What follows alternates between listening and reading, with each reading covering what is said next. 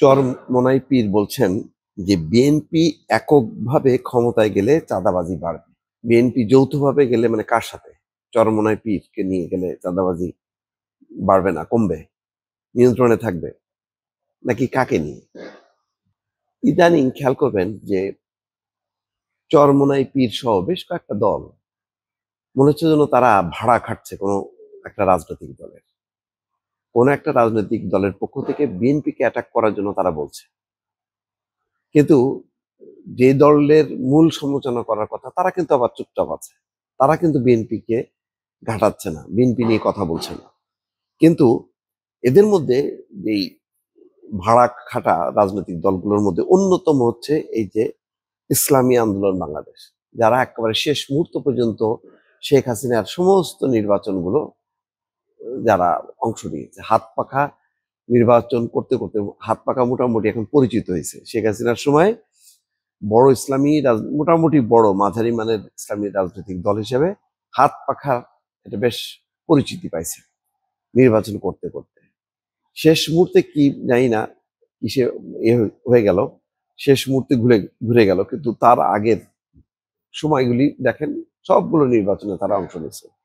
এখন গত বেশ কিছুদিন থেকে দেখা যাচ্ছে যে তারা ব্যাপকভাবে মানে বিএনপির সমালোচনা করতেছে, নানাভাবে বোঝানোর চেষ্টা করতেছে যে বিএনপি মানে ক্ষমতায় আসলে কি হবে, আবার দেশ দুর্নীতিতে চ্যাম্পিয়ন হবে। কারণ কি, যে বিএনপি সময় 4 বার দুর্নীতিতে চ্যাম্পিয়ন হয়েছে বাংলাদেশ, আর শেখ হাসিনার সময় হয়েছে 1 বার। তার মানে শেখ হাসিনার দলের থেকেও খারাপ হচ্ছে বিএনপি, এটা বোঝানোর চেষ্টা করতেছে।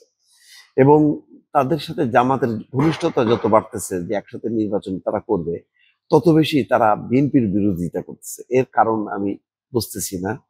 যে জামাত এইভাবে সমালোচনা করে না, জামাত আকার ইঙ্গিতে বলতেছে যে দুর্নীতি, চাঁদাবাজি, এই সমস্ত বিষয়গুলো নিয়ে। কিন্তু চরমোনাই পীর যেভাবে ডাইরেক্ট নাম উচ্চারণ করে বারবার বলতেছে, এবং এখন একটা অদ্ভুত যুক্তি হলো যে বিএনপি এককভাবে ক্ষমতায় গেলে দেশে চাঁদাবাজি, অথচ আমরা জানি যে তারেক রহমান যেখানে বলছেন যে বিএনপি এককভাবে সরকার গঠন করবে বলে বিশ্বাসী। এককভাবে সরকার গঠনের সুবিধা হলো যে সরকার একটা শক্তিশালী সরকার হইলে একটা স্থিতিশীলতা পাওয়া যায়, অনেক কিছু কাজ করা যায়। যদি সরকার নড়বড়ে হয়, এই নড়বড়ে সরকারের পক্ষে ভালো কিছু করা সম্ভব না। বাংলাদেশের বাস্তবতা তাই হয়।